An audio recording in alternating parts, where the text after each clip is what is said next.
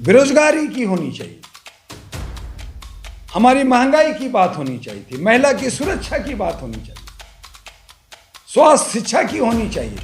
Guarantee card issue करता है, एक काम नहीं करता, फिर कहता मुझे जेल भेज दिया। तो जेल में भी मुख्यमंत्री आप थे, जेल से बाहर आ गए, आपने मुख्यमंत्री छोड़ दिया, आपने आंशिक मुख्यमंत्री बनाया, आपका खड़ाव रख दिया, आप 10 साल शासन किया, 30 गारंटी कार्ड घर घर बेचा, आपने एक भी दिया क्या? क्या दिया? सिर्फ लॉलीपॉप।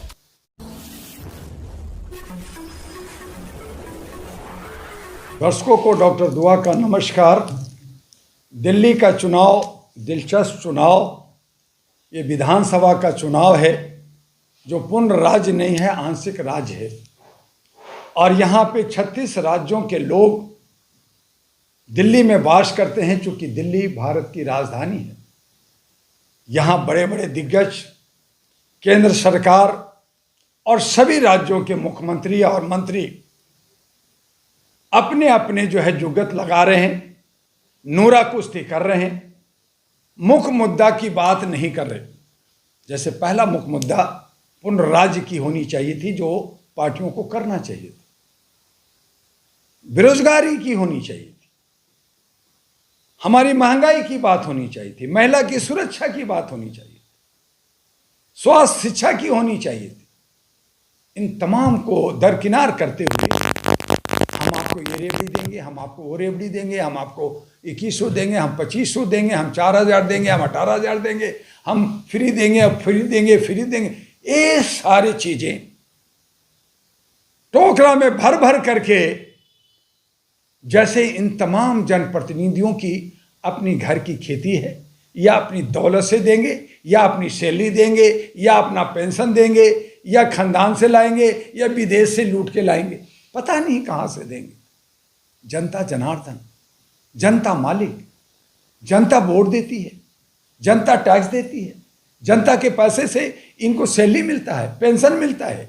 जनता को खून पसीना ये लूटते हैं, 5 साल तक चूसते हैं, दबाते हैं, प्रताड़ित करते हैं, शोषित करते हैं। और यही जनता कभी जंतर मंतर, कभी रामलीला ग्राउंड, तो कभी इधर कभी उधर अपनी मांगे लेकर जाता है कि हमें ये मिलना चाहिए, वो मिलना चाहिए, हमारा ये हो गया, हमारा वो हो गया। तभी पूछते नहीं है। 10 साल आम आदमी में शासन करता है, गारंटी कार्ड इशू करता है, एक काम नहीं करता, फिर कहता मुझे जेल भेज दिया। तो जेल में भी मुख्यमंत्री आप थे, जेल से बाहर आ गए, आपने मुख्यमंत्री छोड़ दिया, आपने आंशिक मुख्यमंत्री बनाया, आपका खड़ाव रख दिया, आप 10 साल शासन किया, 30 गारंटी कार्ड घर घर बेचा, आपने एक भी दिया क्या? क्या दिया?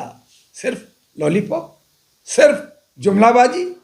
जैसे मोदी जी ने कहा ये तो मेरा पॉलिटिकल स्टंट था, 15 लाख दूंगा, 2 करोड़ हर साल रोजगार दूंगा, ये दूंगा, वो दूंगा, रोज परियोजना पर परियोजना, लेकिन होता ठंगा। महिलाओं को 33% का आरक्षण दूंगा, वो लागू नहीं हुआ। वो कब होगा? 29 में। अरे आप रहोगे कि नहीं रहोगे, आपका कोई ठिकाना नहीं है, हमारा कोई ठिकाना नहीं है, हम नस्वर हैं, और आप कहते हैं दूंगा। ये दूंगा कहां से? इस पे जनता को समझना चाहिए। और इन तमाम को अपने विवेक से, अपने अच्छे नौजवान, चाहे इंडिपेंडेंट हो, चाहे एरा नेशनल पार्टी हो, चाहे एरा नेशनल पार्टी का इनवेलप चुनाव चिन्ह हो, चाहे हमारे जो घटक अलग अलग पार्टियों का, छोटे छोटे पार्टियां और बहुत सारे इंडिपेंडेंट, हमने करीब करीब 200 उम्मीदवारों को नॉमिनेशन कराया। हमारे बहुत सारे उम्मीदवारों को अन्याय हो रहा है, छोटी सी गलती निकाल के, छोटा सा ये साइन यहाँ हुआ, यहाँ क्यों नहीं हुआ, ये यहाँ पे ऐसा था, यहाँ पे ओवर राइटिंग क्यों हुआ, नॉमिनेशन कैंसिल कर रहे हैं, तंग कर रहे हैं। और जो कॉर्पोरेट पार्टियां बड़ी है, उनका चाहे फॉर्म भरा हो या ना हो, वो ओके हैं, क्योंकि वो दादा हैं, वही उनके हाथ में है। इलेक्शन कमीशन के सारे ऑफिसर, कौन क्या बोलता है, कोई सुनने वाला नहीं है, कहाँ फरियाद लेके जाएंगे। और इस तरह से ये जो क्रीम लेयर का सिस्टम है कि अपने ही जो कॉर्पोरेट, जो दादागिरी, 1 2 3 जो लोग हैं, वो मिल करके एक जीतते हैं, एक हारते हैं, एक हारते हैं, एक जीतते हैं, यही काम लगातार हो रहा है। इसलिए नए लोग जो 5000 5,500 पार्टियां हैं, वो पूरा अथक प्रयास करती है, पूरा जोश लगाती है, लेकिन ढाक के 3 पात उनको कुछ नहीं मिलता, इंडिपेंडेंट को कुछ नहीं मिलता। तो इस तरह से एक ही घर के अंदर, चाहे भाई को मिले या चचेरा भाई को मिले, मिलता उन्हीं को है। आज हमें इन सोच को खत्म करना होगा, इनकी बदलाव करनी होगी, नया बदलाव लाना होगा, नया सवेरा लाना होगा, नए युवाओं को सामने भरना होगा। ये जितने भी बुढ़े लोग हैं, जैसे शोले के अंदर गब्बर सिंह अपने साथियों को भेज के गांव से चावल दाल गेहूं आटा ले जाते, खाते, मौज मस्ती करते, डांस करते, वही आज ये सब डाकू बने हुए हैं। आज हमें इस डाकू को हराना होगा, इस डाकू के लिए जय विजय पैदा करना होगा, ताकि हम अपने गांव को, अपने परिवार को, जो उसके मुस्तकबिल, उसके भविष्य को बचा सके। और इसके लिए भारत की राजधानी दिल्ली, जो विधानसभा का चुनाव है, उसमें 210 जो ये 3 पार्टियां हैं, झाड़ू, कमल और पंजा, इनको साफ करना होगा और बाकी नए लोगों को ला करके एक नया मिसाल पैदा करना होगा, जिससे पूरे भारत के तमाम राज्यों में एक मैसेज जाए और हम लोकतंत्र को बचा सकें, अपने संविधान को बचा सकें, इज्जत कर सकें। जो ये लोग धज्जियां उड़ा रहे हैं, आज संविधान की बात नहीं कर रहा, आज कोई लोकतंत्र की बात नहीं कर रहा, मैं फ्री दूंगा, अरे कहां से दूंगा? तो ये सब गलत है, इसका विरोध करता हूं। और ये तमाम बड़े बड़े नेता, बीजेपी के नेता, कभी हेमा मालिनी की गाल, कभी प्रियंका गांधी की गाल, कभी कुछ और कर करके, कभी पार्लियामेंट में आतंकवाद, अलगाववाद, और कभी जो है करना रावत, कभी उनका बीजेपी का प्रवक्ता पूना वाले। और अब तो हद हो गया। आरएसएस के प्रधान मोहन भागवत जी, जिनकी एक शब्द पूरा दुनिया सुनता है, उनको सरदे मानता है, जो 100 साल की ऑर्गेनाइजेशन का प्रधान है, वो कहते हैं कि हमें जो है धार्मिक आजादी 2014 में मिला। कर्नाना रावत को कहा कि 2014 में आ जाए, चलो ये बच्ची है, अभी इनको ज्ञान नहीं है इतिहास का। क्या मोहन भागवत को भी ज्ञान नहीं है इतिहास का? तो क्या 14 से पहले राम जी को हम पूजा नहीं कर रहे थे? क्या शिव जी नहीं थे? क्या भारत में मंदिर नहीं था?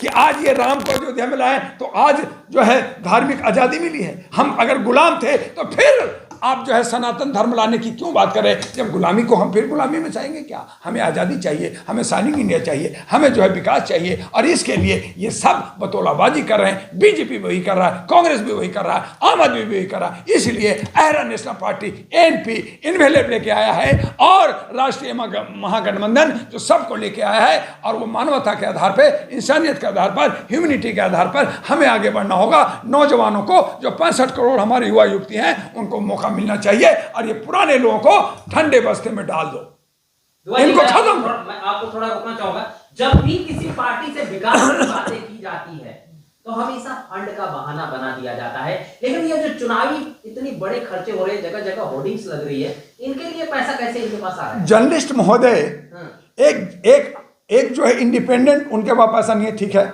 छोटी पार्टियां पैसा नहीं है, ठीक है। लेकिन कांग्रेस, आम आदमी पार्टी को 80,000 करोड़ का बजट है दिल्ली का, 625 करोड़ विज्ञापन का, जमुना के सौंदर्यीकरण के लिए 2700 करोड़, व्यापारियों से आपने चंदा धंधा लिया, आपने जीएसटी लिया, आपने लोगों को डरा करके, आपने रेहड़ी पटरी वाले से रोज जो है हफ्ता वसूली, आपका 8,000 करोड़ ये रेहड़ी पटरी वाले देते हैं, उनकी एसोसिएशन से, उनके जो संस्थाएं हैं, उनके प्रधान से, उनके लीडर से पूछ लीजिए।